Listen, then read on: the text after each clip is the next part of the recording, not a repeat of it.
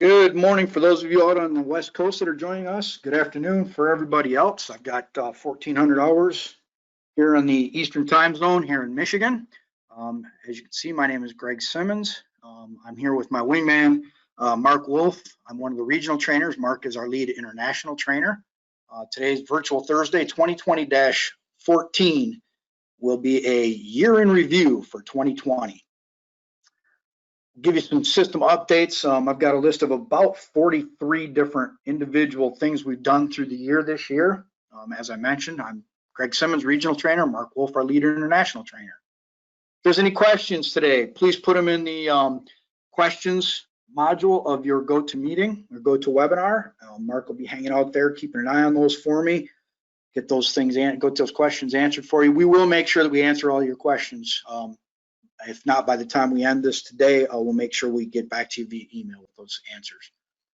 Please make sure those questions are on topic, although today we're going to hit quite a few topics, so it shouldn't be that difficult to stay on topic today. Training opportunities. So Virtual Thursdays, as you know, today is one of those. Virtual Thursdays are always free, and we always give these the first Thursday of the month at 1100 hours Pacific time. In addition, we do schedule some extras like this one today. When we do those are usually on the third Thursday of the month. Again, same time, 1100 hours Pacific. We have the availability of online training, paid online training, 3-hour blocks. They can be customized to your needs. Those are paid trainings. We do, although with coronavirus, we're not doing as many of the on-site trainings, but we also offer that availability to come out and do some on-site trainings with you folks. And again, those can all be scheduled and to meet your needs. And then regional training academies. So we do have some scheduled out into 21. I can speak for all the rest of my training buddies that we're all anxious to get out there and start training those regional training academies again. Part of what we enjoy about this job is being able to get out and be face-to-face with the number of our comrades in arms from different fire departments throughout the country. So hopefully we'll be able to start getting back into doing those next year. And then just last month, actually, we did the ADAPT 2020 Virtual Summit. By all accounts from our staff here at ER, seems to be a resounding success, and we're already looking at the possibility or probability of doing a ADAPT 2021 Virtual Summit. So stand by for that information.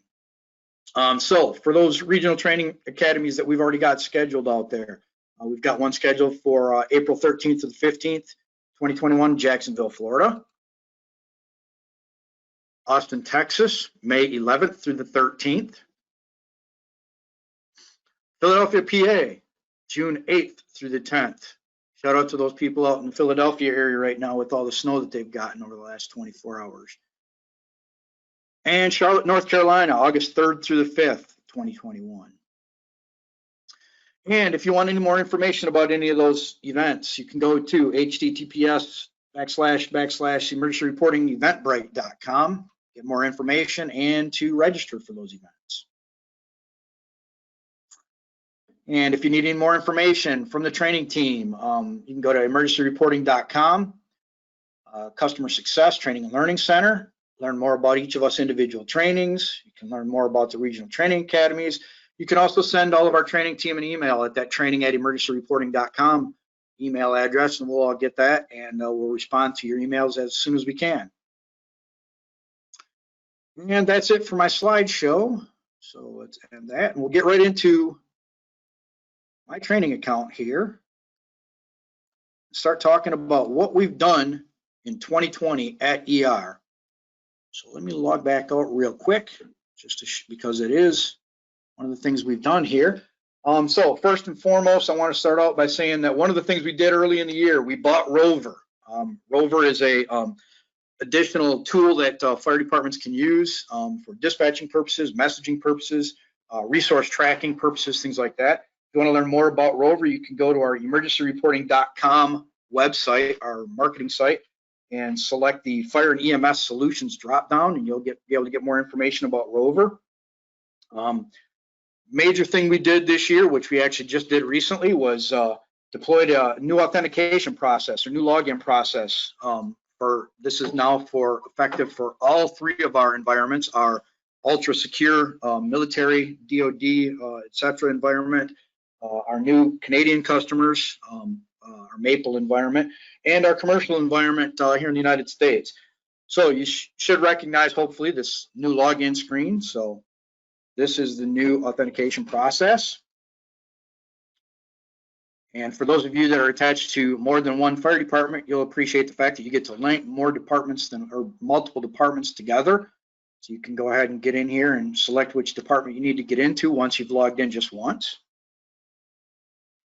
One of the other things we've done is in the administration module, for those of you that use LOSAP, we've updated the look of those LOSAP settings, that LOSAP settings page. So we're now in what we call our V6 version of this, give you a newer updated look compared to what the old look was. We've also, in the administration module, for the people that use, or the departments that use the master street list, this master street list now is applicable in not just the incident module, but it's also applicable in the occupancy module and the hydrants modules. So that anytime you are adding information in any of one of those three modules, this master street list can be referred to, and also included the availability of this match on case function. So you can actually set it up so that it'll match on the case, lower or upper. In addition to that, as I'm sure you all remember from the beginning of the year, COVID-19 hit us. We did a lot of things around COVID-19. Our team in Bellingham put together some stuff real quickly, but before they could even, a lot of our customers went in and started putting in custom questions for COVID-19. So one of the things our staff did right away is went into the advanced search function of the incidents module and allowed to do advanced searches based on your custom field questions. So for those of you that put a custom question in there for that COVID-19 tracking, you can go in there and do a search in your advanced search incident module to account for those custom questions that you might have created for COVID-19.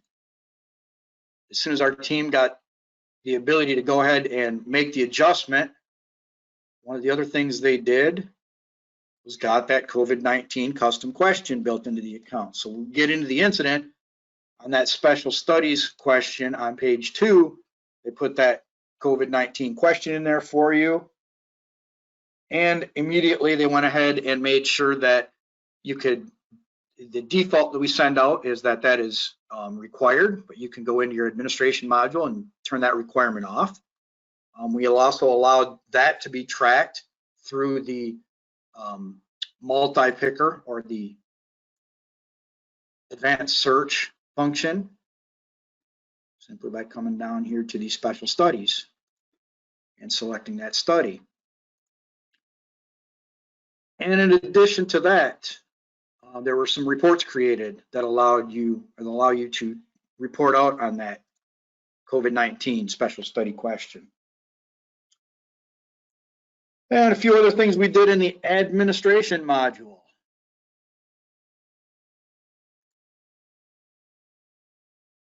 We created, come on,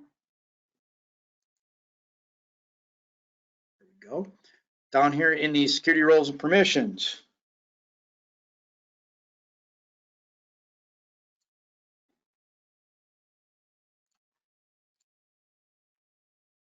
Created granular permissions here for our BI Basics. So for those of you that are using the BI Basic module, you can go ahead and give granular permissions for the different functions, different pages of the BI Basic. And in addition to that, with the recent advent of the authentication process, now as trainers and support personnel from emergency reporting, we have to ask for your access. So we added this granular permission in here. So this automatically defaults for everybody in your account to the no access except for the primary administrator. And so if you want to be able to have additional personnel in your department grant us that access when we need it to help you solve problems or provide training to you, you'll have to go ahead and make sure that you change that to a full access so that when we request that permission to get into your account, your personnel will have the ability to grant that permission. We also released to our Canadian customers. We released the ability for Ontario departments to go ahead and complete their incidents. So they've got an incident module out there that's in the new, newer version, the V6 version of the incident module. Within the incidents. So one of the things we also did is in the basic info 4 page, on the apparatus page here, we added the ability for our EMS customers to go ahead and select destination as a location where the vehicle was dispatched from. And then using the destination list, they can select any of the medical facilities that they may have been at when they got that call.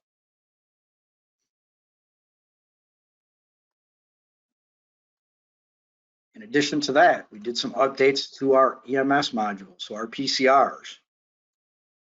One of the things we did in here is anywhere there's an address in the PCR, we added in a second line for the address. And this was to meet NEMSIS requirements here. So anywhere in the module that you see an address, you'll see that street address line too. In addition to that, early in the year in the patient care section, we took the airway module out of the procedures and put it out here in its own separate module, or its own separate button actually.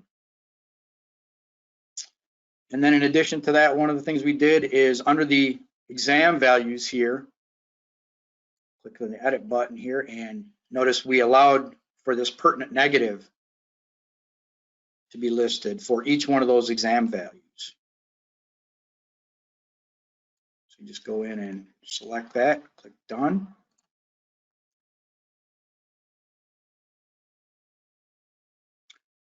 In addition to this, in the administration module, we added the function to be able to add devices, which then also added this button up here. So as you're going through your patient care report, providing that patient care, you can see that we can select a device, and you can go ahead and record the time and date that the device was used, the type of device that was used from our drop-down list of devices, and you can actually upload files. So if you print out or get an electronic copy of the data from the device, then you can save that to your computer, add that electronic copy of that data file to this specific device use.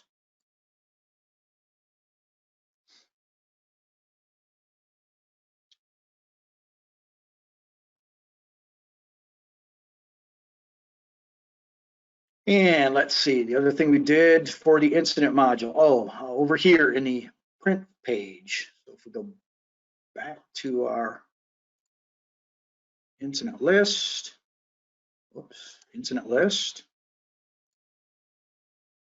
our print function here, we added the ability to exclude personal identifying information from any of that patient care data or any other personal identifying information. And we've also selected or made it so that the selection has to be an active selection to print out the PCR. Keep that stuff protected for HIPAA.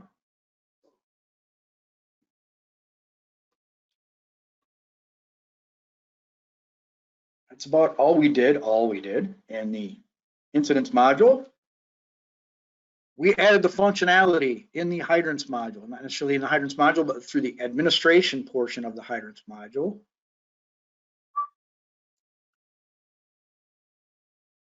We added new import tools this year. The ability to import our hydrant list and our hydrant flow tests. Those are functions that we are allowing you to do in-house or at your own stations. It's as simple as selecting that function, downloading the template, fill it out, and add the file.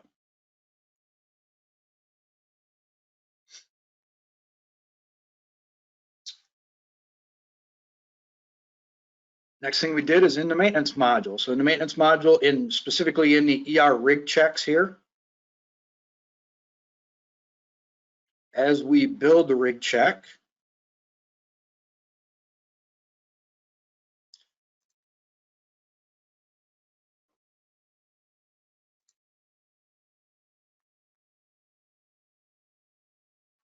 come on. Now I have one of these vehicles that has multiple rig checks on it. Let's see.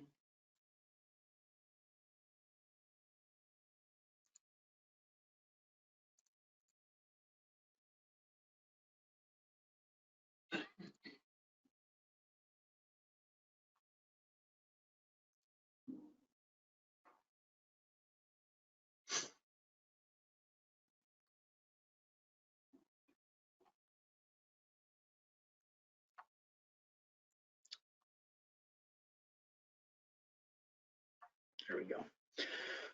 So what we did here was we added the ability to have a checkbox or drop downs in your checklist to record these different fuel levels, oil levels, water levels. So if we select add question, select meter reading, we can select that meter type, and we've got these different levels that automatically can be tracked. Notice here we did change one thing. We used to say mileage in most of the places in the maintenance module. We changed that to odometer reading, realizing that, yeah, we use miles here in the United States, but with our Canadian friends coming on board, they tend to use kilometers. So we wanted to make sure that that was just a more generic term there for them to record the distance traveled. We've also added under those questions the ability to have SCBA cylinder questions. So when you select that function, you automatically get 3 questions that pop up: the general check of the SCBA, the cylinder pressure for the SCBA, and the hydrostatic test date for the SCBA.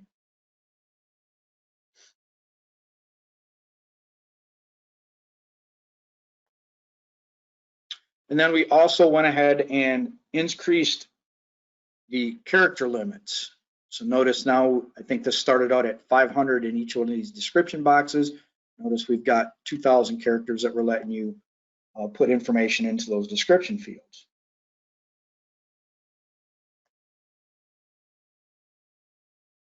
How are we doing so far on questions, Mark? Anything out there that I need to go back over? Buzzed by too quick? Negative. It's been pretty quiet on the question front.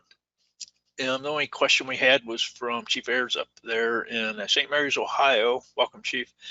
Wanted to know if we were able to upload data directly from a monitor to the PCR, and I've explained it. Unfortunately, no, we don't have that feature. There's no direct connection, but you can print the strip, scan it, and then upload it as a file, and I think you adequately covered that. Thanks. Perfect, thank you. And the occupancy module. So we rebuilt the occupancy module, put this into what we call the V6 version, newer, updated, more updated look. Once we did this, one of the things they've done is allowed the ability to go into this little settings button, change this from a compact to a comfortable layout. You can also select which columns you actually want to see in this occupancy grid. So you can deselect some of those if you'd like. And you can also move them up and down the list. We've added all that functionality to our occupancy module. You can actually even drag and drop right up here as you grab the column header, and you can drag and drop that information right through there to get it situated the way you want. Once you've done that, if you do any kind of sorting of this list, so do an advanced search here, and whoops, that's not what I wanted to do.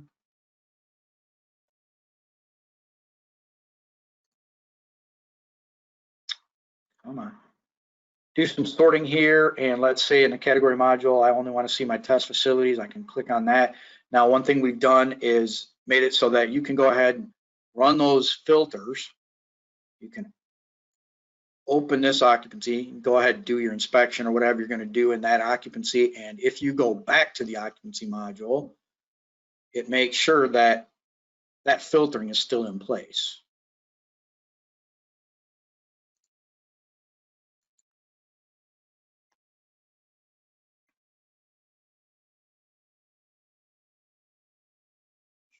We also added the functionality to be able to see how many occupancies you're viewing at any given time. So if you got a large occupancy list and you've done that filtering, it'll show you how many occupancies meet that filtering requirement based out of your total number of occupancies that you've got in your account. And when you've made changes to those columns, it'll show you here that how many of those columns you're actually displaying based on the fact that there are 9 columns available. And within each within each occupancy, one of the functions that we added was under the pre-fire plans page. Scroll down to the bottom, we can actually add files here to each pre-fire plan. You can see we've got some documents in there, a couple of JPEGs. You can add PDFs in there.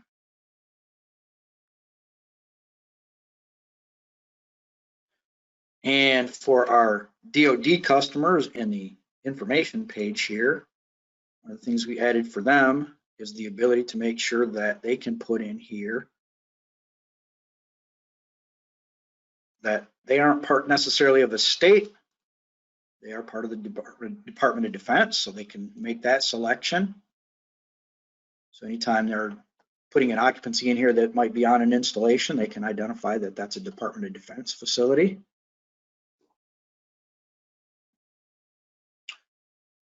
And in the inspections, on the inspection forms,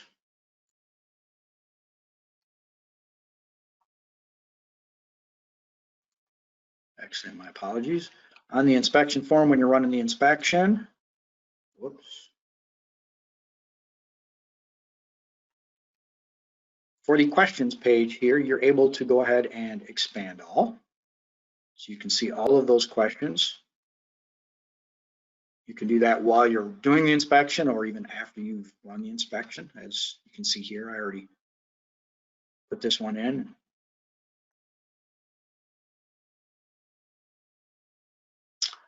And finally, we increased on the closing notes page of the inspection.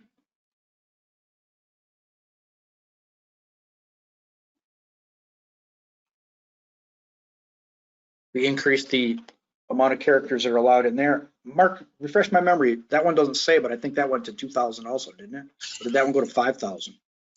That one, actually, that is in the inspection form settings where you can go up to 5,000 characters now, increased from 500. Okay. Yeah, I thought that one was quite a bit more.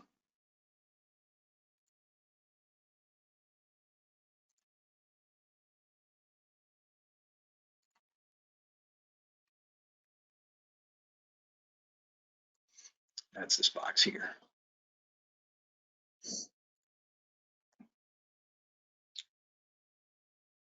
And the reports module. So in the reports module, obviously, because we've got new Canadian customers, we had to add some new reports in. So we've got some reports in our reports module for our Canadian customers.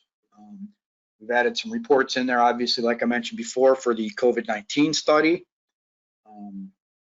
Any of the reports that are talking about apparatus maintenance or apparatus information, we've added the NFIRS apparatus ID in addition to the apparatus category names for all of those reports.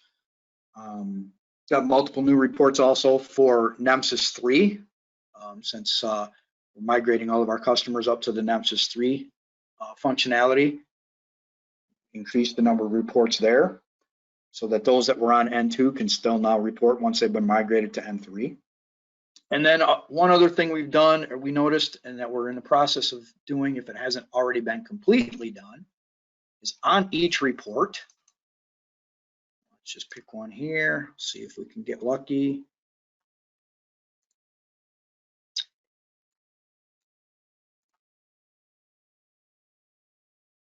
On the bottom of each of our reports, we like to make sure that we put some information here in this footer to describe to you, give you some very specific information as far as what that report is designed to do, where it's pulling information from.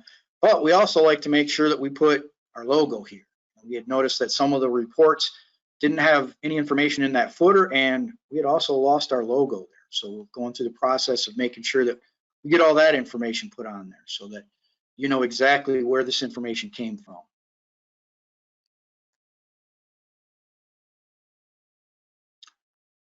And down here, you'll see a new module, relatively new module. Our staffing module got released in beta format. So you'll notice when we first log into there, we see the calendar and the staffing information is supplied. It can be built right inside the staffing module, but right now, because we still have the shift module and daily roster module available, any of that data that's changed in any one of those three modules automatically tracks back and forth between the staffing module. So shifts is a two-way street between shifts and staffing, same as the daily roster. Those shifts will appear in whatever color that you create them in, and then the rosters will appear in this kind of burnt orange color for each day that you create a roster.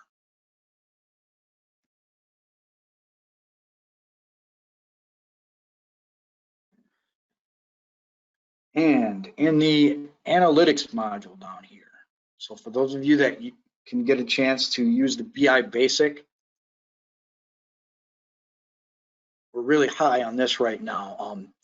This has been a phenomenal addition as far as I'm concerned, allowing you to go in and look at any of the data that's included in there.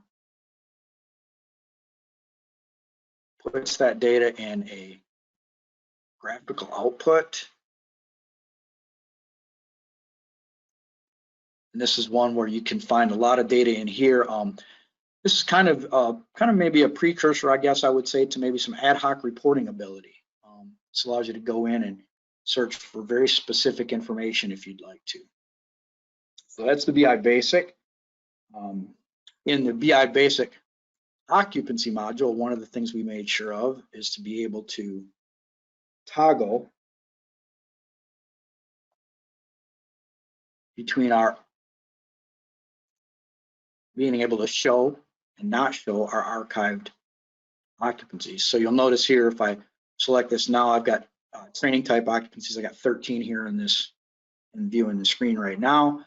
If I select that I'm showing the archived ones, oh, nope, that wasn't the ones I lost actually. It was the two not specified that I've archived.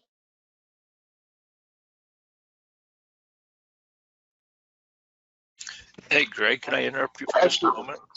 Absolutely. Get back into BI Basic, another exciting new feature that we're going to release very soon in a BI Basic for our customers that use a LoSAP program. They are building a page currently for LoSAP reporting in BI Basic. That should be released soon. So if you're one of those customers that use LoSAP and you're assigning points to attendance incidents, trainings and meetings and so forth, you'll have a new page will be built here, and that will be released pretty soon. I don't have an exact date for you, but look for that within the next several months. Thanks, Greg. You bet. Thank you. That's information that I hadn't even heard. So thanks for the update, Mark. One thing I realized I forgot, somehow I skipped right over the bullet point when we were in the occupancy module. One of the major things that we did this year in the occupancy module is add the ability to include these fire inspection codes. What this allows you to do is once you've built your code list in here, as you're building those inspection forms, you can, every question you build on that inspection form, you can refer it to a specific fire code. So that's a huge addition. We know that a lot of our departments, a lot of our customers have been wanting that, something similar to that for years. So that's in there now for you.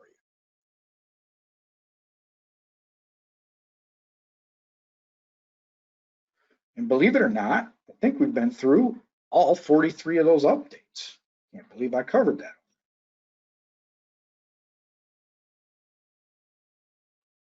Was there anything else that you could remember, Mark, that I might have missed? Greg, I don't think so. You covered the list pretty thoroughly there.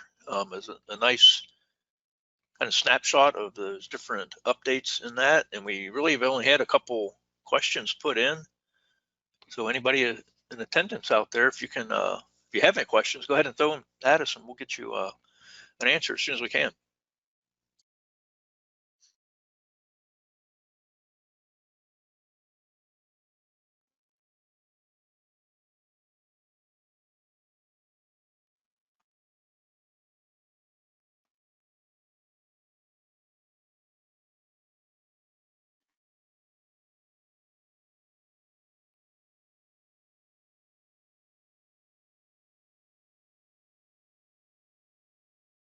Greg, I'm not seeing any questions being posted. I am not either. I do see one. There's one guy out there, Mark. Let's see this. Oh, he did get promoted. Okay, I wanted to make sure. That would be Mac. Hey, can I take an opportunity here to put a shout out? I noticed a name on the attendee list, Oliver Rigler. He's my good friend over in Kaiserslautern, Germany at the Rhineland Falls U.S. Army Garrison Fire Department. Thanks for attending today. It's good to see your name on there, and I hope that we get to meet in person again soon. I actually saw a few other names out there on the list as well of some people I personally know. Jeff Hilvers from down in Trotwood, Ohio. Chief Ayers from up in St. Mary's, Ohio. And Battalion Chief Bruce Waymeyer from Great Falls, North Dakota. Just did a bunch of work with them here recently. Appreciate everybody that I know on here. And if I missed you, I'm sorry about that. But it's nice to see this name to give a shout out to you. All right, Chief Waymeyer, that's a name I recognize. I guess I'll be giving them some training tomorrow. So we'll see you in the morning, I guess, Chief. I see Mark, be careful. I see our boss is here, Kim Enan. Thanks for coming today, Kim, checking up on me. I suppose I should have gave a shout out to Kim too. Thanks for attending with us today, Kim. And we do have a question put in by Chief Ayers, and I know our lead trainer, Mark McElroy, is on with this. He may know more about this than I do. Asked by Chief Ayers, is there anything being worked on to assist departments in the upcoming Medicare ground ambulance data collection? I don't know of anything specific, Chief. Mac, do you know anything about that?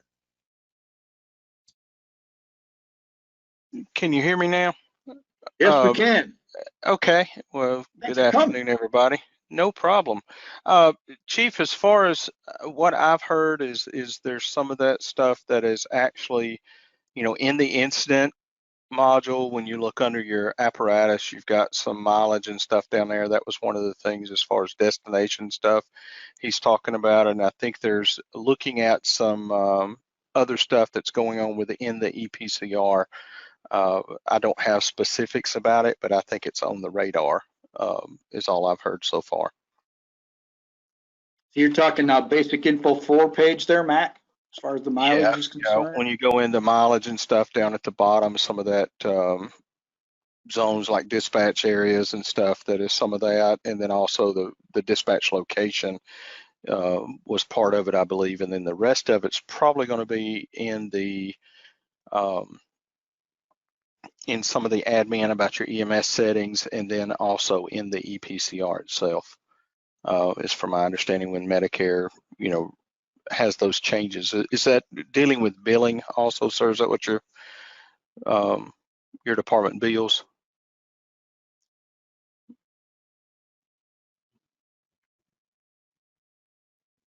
Okay, yes. Yeah, it would be dealing with that type, so it's also be in the billing section of the PCR is where a lot of the changes will be coming, but I don't know specifically what all they are yet and how that's going to be rolled out.